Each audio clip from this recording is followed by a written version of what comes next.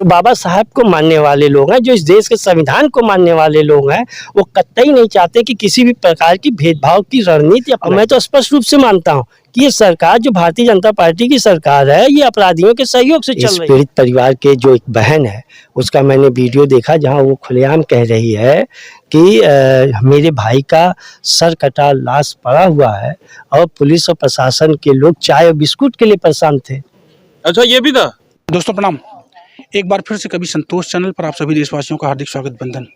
जैसा कि आप लोग जानते हैं, गौराबाद शाहपुर थाना अंतर्गत कबीरुद्दीनपुर गांव में यानी जनपद जौनपुर का ये गांव है, जहां एक बड़ी घटना को अंजाम दिया गया था दीपावली के एक दिन पहले।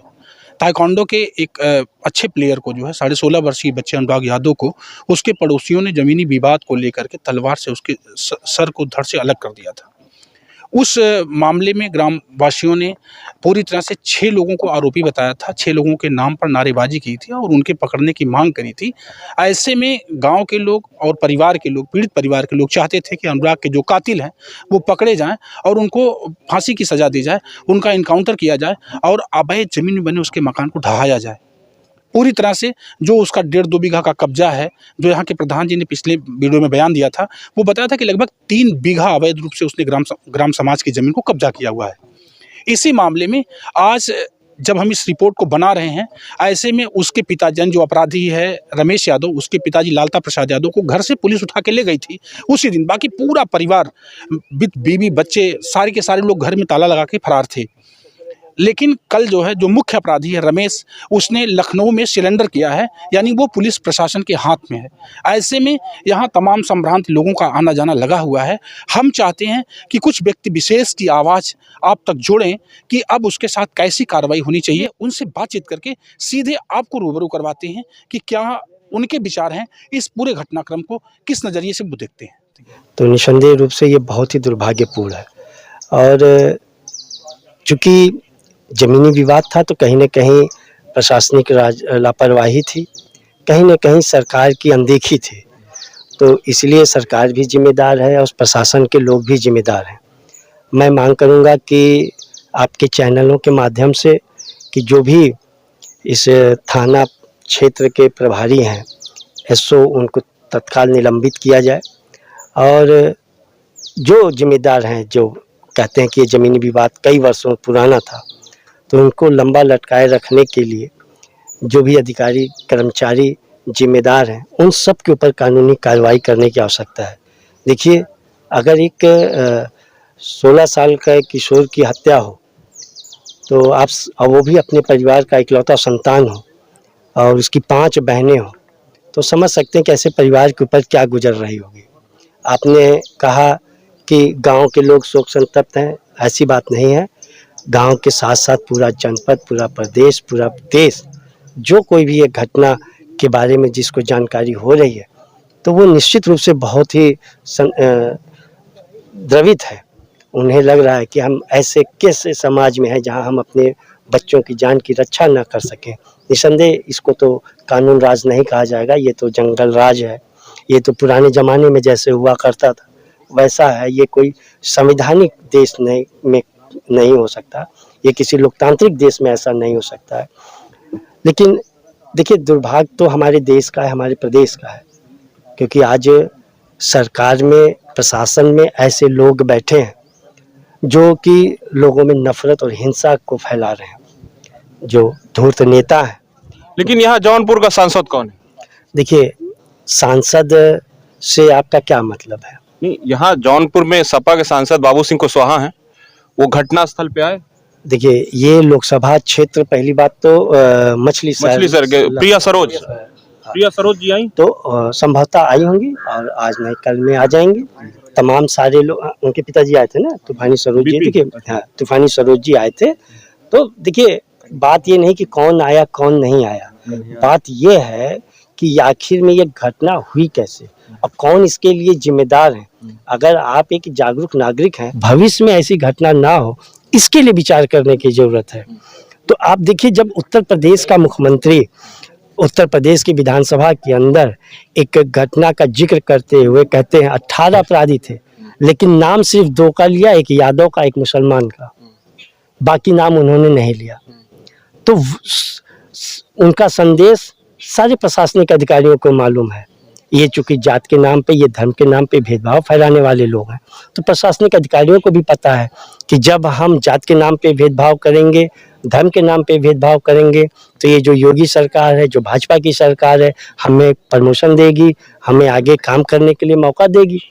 तो निसंदेह उसी ढर्रे पे वो भी चल रहे हैं जो देश प्रदेश में सरकार चल रही है। यहाँ जो स्थानीय लोग हैं, लोग बता रहे हैं कि बहुत सारी जमीन ऐसी है जो सरकार की है और ग्राम समाज की जमीन है। तो ग्राम समाज की जमीन पर सरकार कह रही है कि भूमाफियाओं को जमीन से कब्जा हटाया जाए, और ये पता लग रहा है कि 25 साल या 30 वर्ष से मुकदमा चल रहा है, सरकारी जमीन पर कब्जा करके बैठे हैं। तो स्थानीय प्रशासन की भी लापरवाही मानी जाएगी। जो सरकार जो जमीन कब्जा करके बैठे हैं, उनको कचहरी में आत्मसमर्पण कराने के लिए वही सरकार के लोग लग्जरी गाड़ी से लेके आए थे, ये भी आप पता कर लीजिएगा। और मैं नहीं कर रहा हूँ, इस पीड़ित परिवार के जो एक बहन है, उसका मैंने वीडियो देखा जहाँ वो खुलेआम कह रही है कि मेरे भाई का सर कटा लाश पड़ा हुआ है और पुलिस और प्रशासन के लोग चाय और बिस्कुट के लिए परेशान थे। अच्छा, ये भी था, मतलब संवेदनशीलता की हद हो गई। तो आप इसीलिए तो मैं कह रहा हूँ कि इनको न्याय कहाँ से मिलेगा, जब वो हमारा ये कोई हमारा कोई राजनीतिक मामला नहीं है। ये मैं आरोप नहीं लगा रहा हूँ, ये उस जो अनुराग यादव है उसकी बहन ने ये आरोप लगाया और मीडिया में सबके सामने है। अब सर एक सवाल रहेगा कि सबसे ज्यादा उत्तर प्रदेश की सरकार एंटी टॉलरेंस की नीति प्रकार कर रही है। तो वही, और उसी वीडियो में उस बहन ने ये भी कहा कि हम लोग जब भी चाहे 100 नंबर चाहे 112 नंबर पे फोन करके पुलिस को बुलाते थे, चाहे हम बुलाएं चाहे वो बुलाए, पुलिस वाले हर बार पुलिस वाले हमें थाने पे ले जाते थे, उसे कभी नहीं ले जाते। अच्छा, अपराधी को नहीं ले जाते, अपराधी को कभी उनके कभी नहीं ले गया। ये उसकी बहन, वीडियो में उसकी बहन ने ये दावा किया। और मैं तो स्पष्ट रूप से मानता हूँ कि ये सरकार जो भारतीय जनता पार्टी की सरकार है, ये अपराधियों के सहयोग से चल रही है। जो लोग अपराधी प्रवृत्ति के लोग हैं, जो भ्रष्ट प्रशासनिक अधिकारी हैं, ऐसे लोगों की मदद से सरकार चल रही है और सरकार ऐसे लोगों को तवज्जो दे रही है। अब एक सवाल रहेगा थोड़ा सा, बीजेपी की सरकार 2017 से जब से आई है, कह रही है कि एंटी टॉलरेंस की नीति है, या तो अपराधी अपराध करना छोड़ देंगे या प्रदेश छोड़ देंगे। उसमें जो सबसे बड़ा एक्शन लिया कि अपराधी को तो अपराध की सजा मिलती ही है, उसकी जमीन की भी पैमाइश करके बुलडोजर की कार्रवाई होती है, जो कि सबसे ज्यादा चर्चा केंद्र रही। कई लोग, यहाँ तक कि समाजवादी पार्टी के मुखिया अखिलेश यादव ने इस पे भी सवाल उठाया कि बुलडोजर की नीति ठीक नहीं है, ठोको नीति है। और इसके बाद सुप्रीम कोर्ट ने उस पर रोक लगा दिया कि बुलडोजर की कार्रवाई नहीं हुई, जैसे बहराइच कांड में भी नहीं हुई है। तो अब यहाँ पीड़ित परिवार मांग कर रहा है कि बुलडोजर की कार्रवाई हो। तो अब आप इसको किस तरह से देख रहे हैं कि बुलडोजर की कार्रवाई हो या कैसे हो पाएगी? देखिए, अच्छा हुआ कि आपने ये सवाल किया। आपने अपने सवाल में कहा कि माननीय समाजवादी पार्टी के राष्ट्रीय अध्यक्ष माननीय श्री अखिलेश यादव जी ने इस बुलडोजर कानून का विरोध किया था। आज भी हम लोग इस बुलडोजर कानून का विरोध करते हैं, और मैंने अपने कई बयानों में पहले भी कहा है कि जो बुलडोजर कानून योगी सरकार द्वारा लाया गया था, ये पीडीए के लोगों को प्रताड़ित करने के लिए लाया गया था, उन्हें न्याय देने के लिए नहीं लाया गया था। न्याय तो केवल उन लोगों को दिलाने का काम कर रहे थे जिनकी मदद से ये सरकार चल रही थी, चाहे वो जो भी लोग। आप आज की डेट में जो भी अपराध होता है, अपराधी चाहे जिस जाति, जिस धर्म, जिस भाषा, जिस वर्ग का भी हो, लेकिन कहीं न कहीं उसे सरकार के द्वारा संरक्षण प्राप्त है। आप अभी कुछ दिनों पहले की घटना है। क्या मानते हैं आपकी लालता प्रसाद यादव जो मुख्य आरोपी हैं, इनका किसी पार्टी के साथ संबंध है? इस समय तो देखिए, जितने भी अपराधी प्रवृत्ति के लोग हैं, उनका सीधा सीधा भारतीय जनता पार्टी से संबंध है, इसमें कोई दो राय नहीं। अगर भारतीय, आप क्या सोचते हो कि आज के परिस्थिति में जो समाजवादी पार्टी का अगर कार्यकर्ता होता, वो इतना दिन दहाड़े लग्जरी गाड़ी से कचहरी में जा सकता था? वो क्या आत्मसमर्पण कर पाता? ये लोग आप सोचते हो कि वो लोग आत्मसमर्पण करने देते? तो देखिए, हम लोग जो समाजवादी विचारधारा के लोग हैं, जो बाबा साहब को मानने वाले लोग हैं, जो इस देश के संविधान को मानने वाले लोग हैं, वो कतई नहीं चाहते कि किसी भी प्रकार की भेदभाव की रणनीति अपनाई जाए। अच्छा, आप किस तरह के न्याय की बात करें? अगर जैसे 35 साल इस मुकदमे में लगा, उसी तरह कानूनी पहलू में हो सकता है कि आने वाले समय में उम्र कैद हो ना हो, क्या होता है ये भविष्य का बात है। सरकार की एक नीति और भी रही है अपराधियों का इनकाउंटर जैसी बात। अब परिवार भी मांग कर रहा है कि मौत के बदले हमको मौत चाहिए, लेकिन क्या इसमें अब इनकाउंटर भी सरकार की सुप्रीम रोक है कि इनकाउंटर फर्जी आप नहीं कर सकते हैं? तो क्या देख रहे हैं, पूरी तरह से मामला उलझा हुआ है। एक अनुराग यादव जो नाबालिग लड़का, उसको न्याय कैसे मिल पाएगा? परिवार लगातार न्याय की मांग कर रहा है। जब आपने कह दिया कि फर्जी इनकाउंटर, नहीं, यहाँ तो फर्जी नहीं है, यहाँ नहीं तो नहीं हत्या नहीं, हुई। बात नहीं, आप जान रहे हैं कि जो भी इनकाउंटर हो रहे हैं प्रदेश के अंदर वो फर्जी तरीके से किए जा रहे हैं। हाँ। तो फर्जी इनकाउंटर किसी भी न्याय का विकल्प नहीं बन सकता। अगर हम न्याय कर रहे हैं, देखिए मेरे तो सभी लोगों से अनुरोध करूंगा, आपके चैनलों के माध्यम से मैं सभी लोगों से विनती करूंगा कि आपका चाहे जो भी वाद विवाद हो, किसी भी प्रकार की समस्या हो, उसके लिए आपको हमेशा संवैधानिक रास्ता ही अपनाना पड़ेगा और हमेशा न्याय के मार्ग पे चलना पड़ेगा।